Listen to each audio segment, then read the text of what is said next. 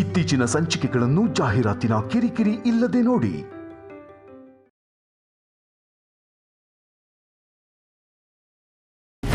ಅನುಪಮ ಅವರೇ, ನಿಮಗೆ ಮಕ್ಕಳಿಲ್ಲ ಅಲ್ವಾ?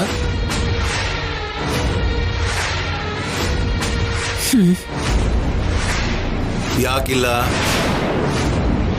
ದಾಂಪತ್ಯ ಜೀವನ ಸರಿಯಾಗಿ ಇಲ್ದೇ ಇರೋದಕ್ಕ ಅಥವಾ ತಾಯಿ ಆಗೋ ಅದೃಷ್ಟ ಇಲ್ದೇ ಇರೋದಕ್ಕ?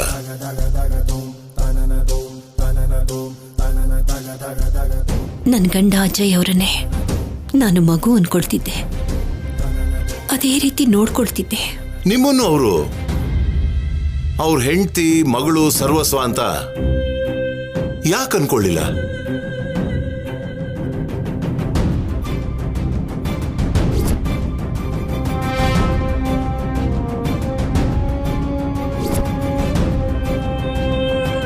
ಮಾಧುರಿನ ಯಾಕೆ ಮದುವೆ ಮಾಡ್ಕೋಬೇಕಾಯ್ತು?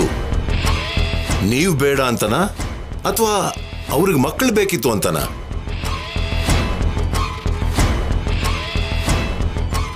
ಮೈ ಲಾರ್ಡ್, ಡಿಫೆನ್ಸ್ ಲಾಯರ್ ಅವರು ಅನುಪಮನ ಗೊಂದಲಕ್ಕೆ ಗುರಿ ಮಾಡ್ತಿದ್ದಾರೆ. ನೋ ಮಿಲಾರ್ಡ್, ಇದು ಕೇವಲ ವಿಚಾರಣೆದೊಂದು ಭಾಗ ಅಷ್ಟೇ. You may proceed. Thank you your honour. ಹೇಳಿ ಅನುಪಮ್ ಅವರೇ, ನಿಮ್ದು ಅನ್ಯೋನ್ಯವಾದ ಸಂಸಾರನೇ ಆಗಿದ್ರೆ ಅಜಯ್ ಯಾಕೆ ಮಾಧುರಿನ ಇಷ್ಟಪಡ್ತಿದ್ದ? ಹೇಳಿ.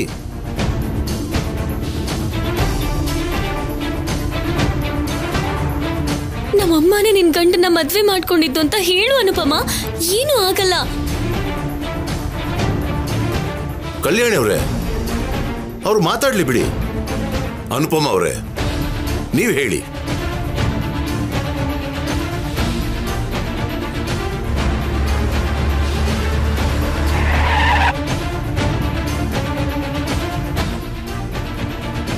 ಮಾತಾಡಿ ಪ್ಲೀಸ್. ನನ್ನ ಮಗ ಬಿಡುಗಡೆ ಆಗಬೇಕು ಅಂದರೆ ಈ ಕೊನೆ ಅಪರಾಧನ ನಿನ್ನ ಮೇಲೆ ಹಾಕೋಬೇಕು ಅನುಪಮ. ಆದರೆ ಈ ಮಾತನ್ನ ನಾನು ನಿನಗೆ ನೇರವಾಗಿ ಹೇಳೋಕ್ಕಾಗ್ತಿಲ್ಲ. ನಿಮ್ಮ ಮನಸ್ಸಿನಲ್ಲಿ ನೀವು ಏನು ಯೋಚನೆ ಮಾಡ್ತಿದ್ದೀರಾ ಅನ್ನೋದು ನನಗೆ ಗೊತ್ತು ಅಪ್ಪ. ಅದಕ್ಕೆ ವಾದ ಮಾಡ್ತಾ ಇಲ್ಲ. ತಪ್ಪು ನಂದೇನೋ ನಿಮ್ಮ ಕೋರಿಕೆ ನೆರವೇರಬೇಕು. ಅನುಪಮ ಅವರೇ, ನೀವು ಮಾತಾಡಬೇಕು. ಕೋರ್ಟಿನ ಅಮೂಲ್ಯವಾದ ಸಮಯನ ವ್ಯರ್ಥ ಮಾಡಬೇಡಿ. ನಿಮ್ಮ ಪ್ರಶ್ನೆಗಳಿಗೆ ನನ್ನ ಮೌನನೇ ಉತ್ತರ ಸರ್.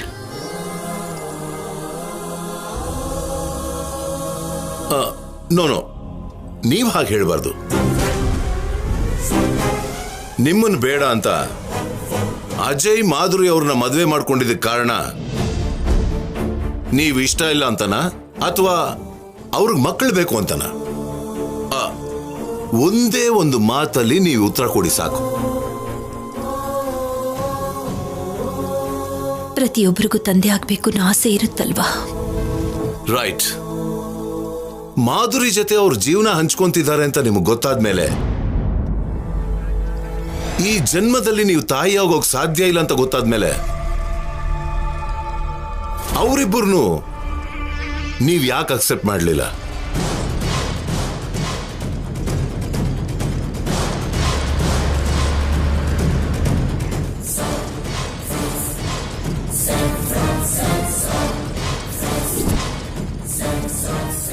ಅವ್ರು ಇನ್ನೊಂದು ಮದುವೆ ಮಾಡ್ಕೊಳ್ಳೋದು ನನಗಿಷ್ಟ ಇರಲಿಲ್ಲ. Please note this point your honour. 18 ವರ್ಷದಿಂದ ಅಜಯ್ ಇನ್ನೊಂದು ಮದುವೆ ಮಾಡಿಕೊಂಡು ಸುಖವಾಗಿದ್ದಾನೆ ಅಂತ ಅವಳ ಮೇಲೆ ದ್ವೇಷ ಬೆಳೆಸ್ಕೊಂಡ್ರು ಈ ಅನುಪಮ. ಮಾಧುರಿ ಸತ್ತೋದ್ರೆ ಅಜಯ್ ಮತ್ತೆ ಇವಳ ಹತ್ರ ಬರ್ತಾನೆ ಅಂತ ಅನ್ಕೊಂಡು, ಇಲ್ದೆ ಹೋದ್ರೆ ಜೀವನ ಪೂರ್ತಿ ನೋವು ತಿಂತಾನೆ ಅಂತಾನೋ ಸೇಡಿನ ಸ್ವಭಾವದಲ್ಲಿ ಈ ರೀತಿ ಯೋಚನೆ ಮಾಡಿದಳೋ ಗೊತ್ತಾಗ್ತಿಲ್ಲ. ಆದ್ರೆ ಅದಾದ್ಮೇಲೆ ಮಾಧುರಿ ತನ್ನ ಪ್ರಾಣ ಕಳ್ಕೊಳ್ಳೋ ತರ ಪ್ರೇರೇಪಿಸಿ ಅವಳು ಸಾವಿಗೆ ಕಾರಣ ಆಗಿರೋದು ಈ ಅನುಪಮ. ಅಂದ್ರೆ ಶಿಕ್ಷೆ ಆಗ್ಬೇಕಾಗಿರೋದು ಅಜಯ್ಗೆ ಅಲ್ಲ, ಈ ಅನುಪಮಗೆ.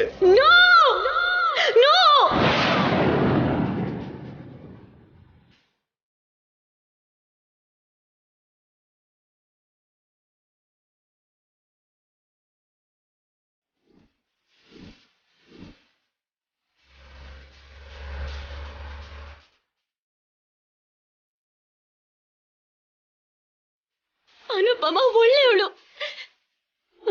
ನಮ್ಮಮ್ಮನ್ನ ಯಾವತ್ತೂ ದ್ವೇಷ ಮಾಡಿಲ್ಲ. ನಮ್ಮಮ್ಮ ಮನಸ್ತಾಪದಿಂದಾನೇ ಸೂಸೈಡ್ ಮಾಡ್ಕೊಂಡಿದ್ದು. ಅನುಪಮಗೂ ಈ ಸಾವಿಗೂ ಸಂಬಂಧನೇ ಇಲ್ಲ.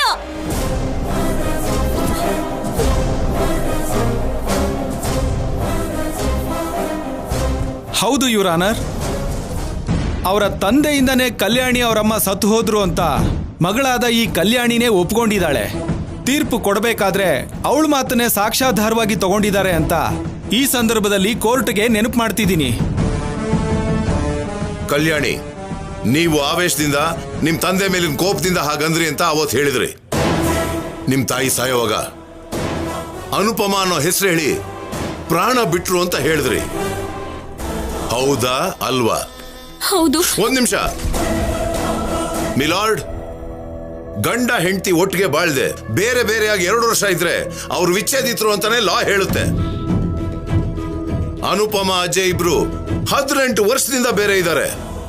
ವಿಚ್ಛೇದನೆ ತಗೊಳ್ಳೋ ಅವಶ್ಯಕತೆ ಇಲ್ಲ ಅನ್ನೋದಕ್ಕೂ ಒಂದು ಕಾರಣ ಇದೆ. ಅದೇನು ಅಂದ್ರೆ ಅನುಪಮ ಯಾವತ್ತೂ ತಾಯಿಯಾಗೋಕ್ ಸಾಧ್ಯ ಇಲ್ಲ ಅನ್ನೋದೇ. ಆ ದ್ವೇಷ ಇಟ್ಕೊಂಡೆ ಮಾಧುರಿ ಮತ್ತೆ ಅಜಯ್ ಜೀವನದಲ್ಲಿ ಭಿನ್ನಾಭಿಪ್ರಾಯ ಮತ್ತು ಬಿರುಕು ತರೋ ಪ್ರಯತ್ನ ಮಾಡಿದ್ಲು. ಗಂಡ ಹೆಂಡತಿ ಆಗಿದ್ರು ಅಜಯ್ ಮಾಧುರಿ ಮಧ್ಯೆ ಜಗಳ ಬರೋ ತರ ಅಶಾಂತಿ ಹುಟ್ಟೋ ಹಾಗೆ ಪ್ಲಾನ್ ಮಾಡಿದ್ಲು ಈ ಅನುಪಮ. ತುಂಬಾ ಸಲ ಫೋನ್ ಕೂಡ ಮಾಡಿದಾಳೆ.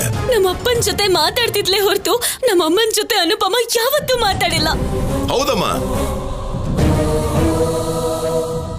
ಅವ್ರ ಹತ್ರ ಆದ್ರೂ ಯಾಕೆ ಮಾತಾಡ್ಬೇಕು? ದುಡ್ಡು ಕೇಳೋಕ ಅಲ್ವಲ್ಲ? ಅವ್ರು ಕಳ್ಸೋ ಮನಿ ಆರ್ಡರ್ ಕೂಡ ವಾಪಸ್ ಕಳ್ಸೋಳು. ಆಸ್ತಿನ ಕೇಳಿಲ್ವಲ್ಲ? ಯಾಕೆ ಅಂದ್ರೆ ಆಲ್ರೆಡಿ ಅತ್ತೆ ಮನೇಲಿ ಇದ್ದಾಳೆ ಅನ್ನೋ ಕಾರಣಕ್ಕೆ. ಮತ್ತೆ ಯಾಕೆ ಫೋನ್ ಮಾಡ್ಬೇಕು? ಏನಮ್ಮ ಅನುಪಮ, ಉತ್ತರ ಕೊಡ್ತೀರಾ?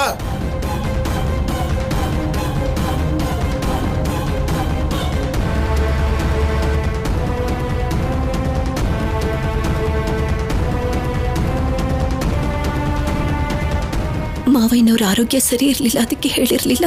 ಪ್ಲೀಸ್ ಪ್ಲೀಸ್ ಅನುಪಮ ಅವರೇ, ಮಗನೇ ಇಲ್ಲ ಅಂತ ಕೊರುತ್ತಾ ಕೂತಿರೋರ ಆರೋಗ್ಯದ ಬಗ್ಗೆ ನೀವು ಹೇಳಿದ್ರೆ ಅಜಯ್ ಕೇಳ್ತಾನೆ ಅನ್ಕೊಂಡ್ರ?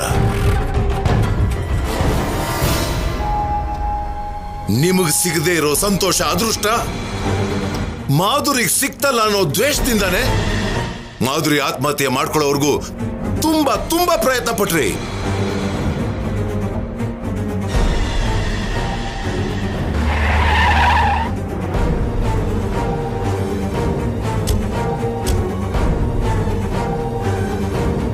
Objection your honour. ಮೈನರ್ ಆಗಿರೋ ಕಲ್ಯಾಣಿನ ಎಮೋಷನಲ್ ಆಗೋ ಹಾಗೆ ಮಾಡಿ ಈ ಕೇಸ್ನ ದಿಕ್ಕು ತಪ್ಪಿಸೋದಕ್ಕೆ ನೋಡ್ತಿದ್ದಾರೆ ನಮ್ಮ ಡಿಫೆನ್ಸ್ ಲಾಯರ್ ಅವರು. ಮೈ ಡಿಯರ್ ಲಾಯರ್ ಸರ್, ಬರೋ ತಿಂಗಳು ಕಲ್ಯಾಣಿ ಮೇಜರ್ ಆಗ್ತಿದ್ದಾಳೆ. ಮಾಧುರಿಗೆ ಮಾನಸಿಕ ಸಮಸ್ಯೆ ಇತ್ತು. ಮಾಧುರಿ ಏನು ಹುಚ್ಚಲ್ಲ ಮಿಲಾರ್ಡ್, ಅವಳಿಗೆ ಹುಚ್ಚಿಡಿಯೋ ತರ ಪ್ಲಾನ್ ಮಾಡಿದ್ದು ಈ ಅನುಪಮ.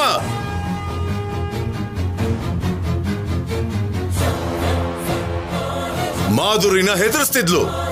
ಹೆದರ್ಸಿದ್ದಾರೆ ಅಂತ ಹೇಳೋದಕ್ಕೆ ನಿಮ್ಮ ಹತ್ರ ಸಾಕ್ಷಿ ಆಧಾರ ಏನಾದರೂ ಇದೆಯಾ? ಕಲ್ಯಾಣಿ ಹೇಳಮ್ಮ, ಪ್ರತ್ಯಕ್ಷ ಸಾಕ್ಷಿ ನೀನೇ ಹೇಳು. ಕಲ್ಯಾಣಿ ಹೇಳಮ್ಮ, ಹೇಳು ತಾಯಿ.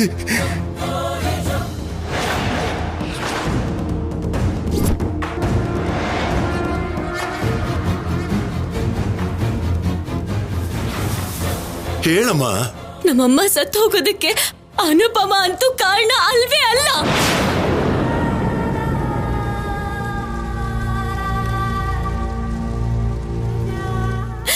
ನಮ್ಮಮ್ಮ ನಮ್ಮಪ್ಪನ ಜೊತೆ ಜಗಳ ಮಾಡಿ ಕೋಪದಿಂದ ಬಾಲ್ಕನಿಗೆ ಬಂದ್ಲು.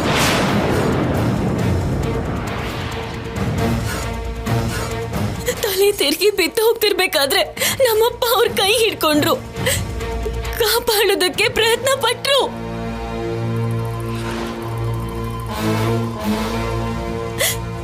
ಆದ್ರೆ ಕೈ ಜಾರಿ ಕೆಳಗ್ ಬಿದ್ದು ಅವರು ಪ್ರಾಣ ಕಳ್ಕೊಂಡ್ಬಿಟ್ರು.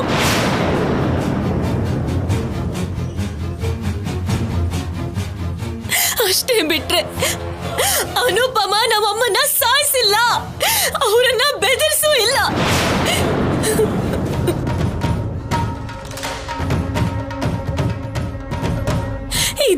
ಇವರು ಕಾರಣ ಅಲ್ವೇ ಅಲ್ಲ.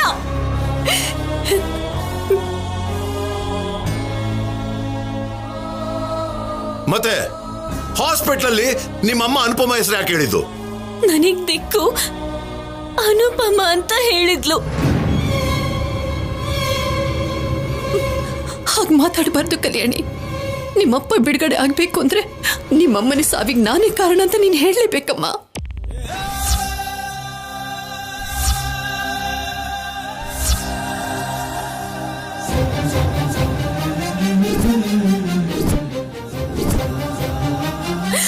ನೀನಲ್ಲ, ನಾನ್ ಯಾವತ್ತೂ ಸುಳ್ಳು ಹೇಳಲ್ಲ.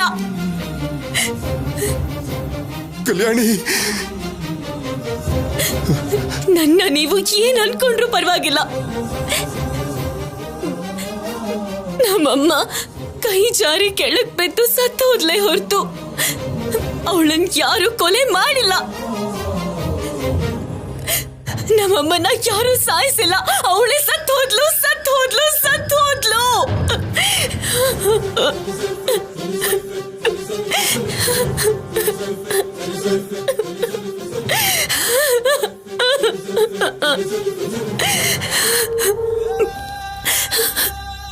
What is this Jagadish?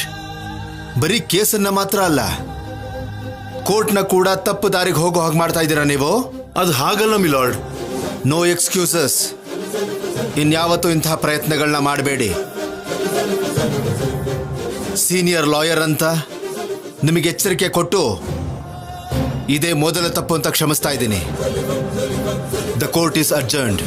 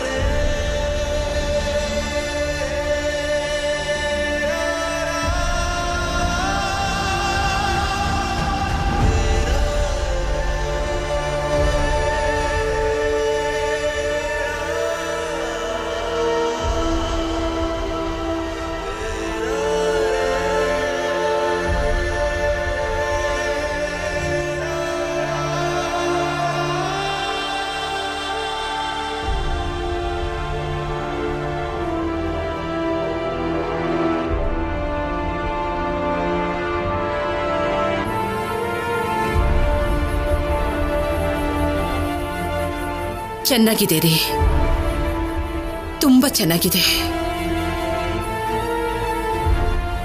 ನಿಮ್ ಮಗನ ನಂಬಿದ ಕಾರಣಕ್ಕೆ ಅವನ ಜೊತೆಲಿ ಸಪ್ತಪದಿ ತುಳಿದ ಪಾಪಕ್ಕೆ 18 ವರ್ಷ ಅನುಪಮ ಜೀವನನ ನರಕ ಮಾಡಿಬಿಟ್ಟ.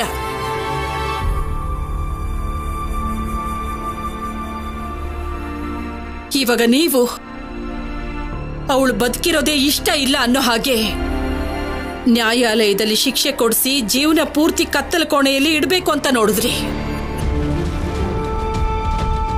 ಅನುಪಮ ನಿಮ್ಗೇನು ಅನ್ಯಾಯ ಮಾಡಿದಾಳೆ ಅಂತ ಇಷ್ಟೊಂದು ದ್ವೇಷ ರೀ?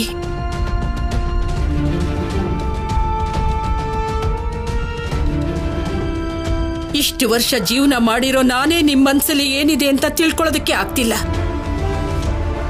ಆದ್ರೆ ಅನುಪಮ, ನಿಮ್ ಮನ್ಸಲ್ಲಿರೋ ಪಿತೂರಿ ಗೊತ್ತಿದ್ದು ಕೂಡ ನ್ಯಾಯಾಲಯಕ್ಕೆ ಬಂದು ತಪ್ಪು ತಾನೇ ಮಾಡಿದೀನಿ ಅಂತ ಒಪ್ಕೊಂಡಿದ್ದಾಳೆ. ಅದು ಅವಳು ಒಳ್ಳೆತನ.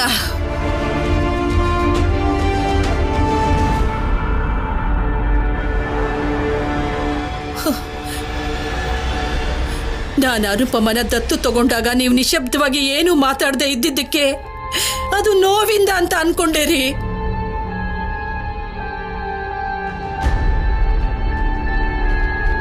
ಅನುಪಮ ಮೇಲೆ ನೀವು ಮನ್ಸಲ್ಲಿ ವಿಷ ಇಟ್ಕೊಂಡು ಹೊರಗಡೆ ಮಾತ್ರ ತಂದೆ ಪ್ರೀತಿ ತೋರಿಸ್ತಿದ್ದೀರಾ ಅಂತ ನಾನ್ ಯಾವತ್ತೂ ಗಮನಿಸದೆ ಹೋದೆ ರೀ. ಹಾಗಲ್ಲ ಪಾರ್ವತಿ. ನೀವು ಮಾತಾಡ್ಬೇಡಿ. ನಾನು ಹೇಳೋದು ಕೇಳು ಪಾರ್ವತಿ. ಬೇಡ, ಇನ್ನೇನ್ ಹೇಳಿದ್ರು ನಾನು ಕೇಳಲ್ಲ.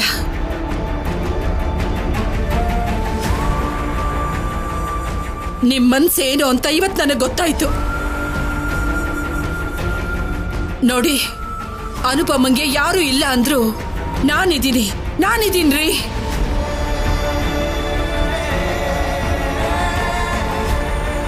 ನನ್ನ ಚಿತೆಗೆ ಬೆಂಕಿ ಇಡೋವರೆಗೂ ನಾನು ಇರ್ತೀನಿ.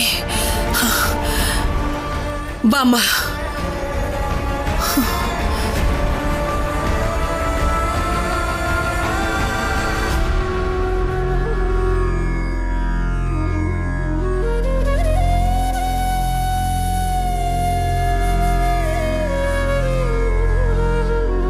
ನನಗೆ ನಮ್ಮ ಅಪ್ಪನ ನೋಡ್ಬೇಕು ಅನ್ನಿಸ್ತಿದೆ.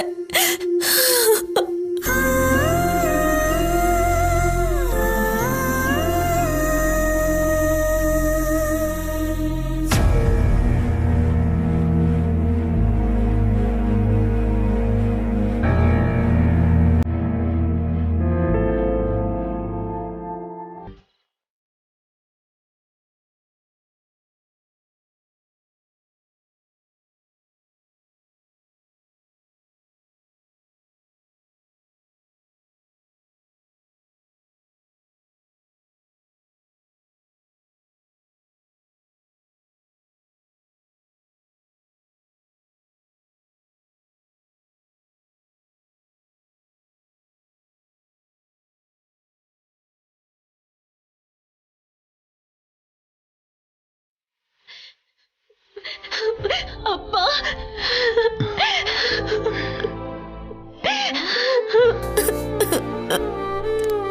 ಕಲ್ಯಾಣಿ,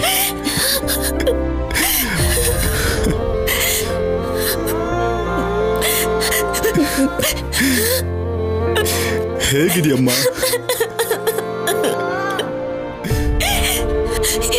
ಯಾಕಪ್ಪ ಅನುಪಮಗೆ ಅನ್ಯಾಯ ಮಾಡ್ದೆ?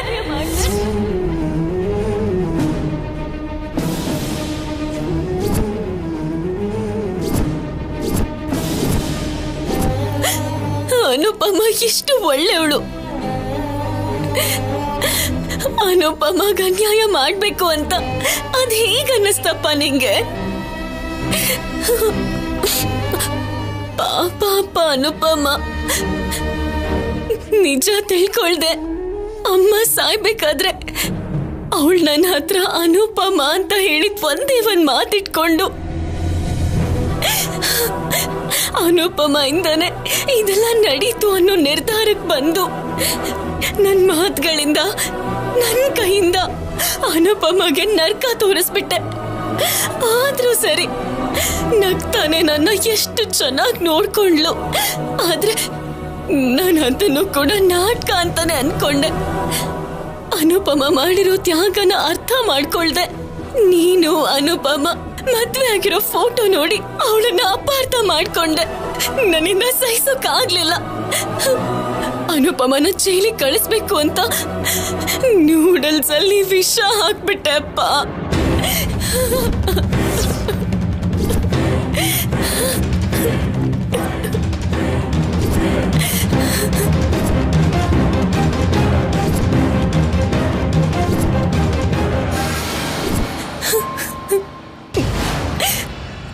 ತಾನ್ ತಪ್ಪು ಮಾಡಿಲ್ಲ ಅಂತ ಅವಳನ್ನವಳು ನಿರೂಪಿಸ್ಕೊಳ್ಳೋದಕ್ಕೆ ವಿಷ ತಿಂದು ತನ್ನ ಪ್ರಾಣಕ್ಕೆ ಅಪಾಯ ತಂದ್ಕೊಂಡ್ಲು. ನೋವನ್ನ ಸಹಿಸ್ಕೊಂಡ್ಲು. ಆದ್ರೆ ನನಗೊಂದ್ ಮಾತು ಬೈಲಿಲ್ಲ ಅಪ್ಪ. ಅಯ್ಯೋ, ಎಂತ ಕೆಲಸ ಆಯ್ತು ಕಲ್ಯಾಣಿ? ಈಗ ಅನುಪಮ ಹೇಗಿದ್ದಾಳೆ? ಅಪಾಯ ಏನೂ ಇಲ್ಲ ತಾನೆ? ಯಾವ ಅಪಾಯನೂ ಇಲ್ಲ ಅಪ್ಪ. ಇವಾಗ ಹುಷಾರಾಗಿದ್ದಾಳೆ. ನಾನಷ್ಟು ನೋವು ಕೊಟ್ರು ಈಗ ನನ್ ಬಗ್ಗೆ ನಿಮ್ ಬಗ್ಗೆ ಯೋಚನೆ ಮಾಡ್ತಾನೆ ಇದ್ದಾಳಪ್ಪ. ನನ್ನ ಮನೆಗೆ ಹತ್ರ ಮಾಡ್ಬೇಕು ಅಂತ ತುಂಬಾನೇ ಪ್ರಯತ್ನ ಪಡ್ತಿದ್ದಾಳಪ್ಪ. ಎಷ್ಟು ಅಂದ್ರೆ ನಿನ್ನ ಜೈಲಿಂದ ಬಿಡಿಸೋದಕ್ಕೆ, ನನ್ನ ಮನೆಗೆ ಹತ್ರ ಮಾಡಿಸೋದಕ್ಕೆ ಮಾಧುರಿನ ನಾನೇ ಸಾಯಿಸಿದ್ದು ಅಂತ ಕೋರ್ಟಲ್ಲಿ ಒಪ್ಕೊಳಕ್ ಹೋಗಿದ್ಲು ಅಪ್ಪ. ಹೌದಪ್ಪ, ತಾತಾನೇ ಇದನ್ನೆಲ್ಲ ಮಾಡಿದ್ದು. ಅನುಪಮನ ಜೈಲಿಗೆ ಕಳಿಸಿ ನಿನ್ನ ಬಿಡುಗಡೆ ಮಾಡಿಸ್ಬೇಕು ಅಂತ ಅನ್ಕೊಂಡ್ರು.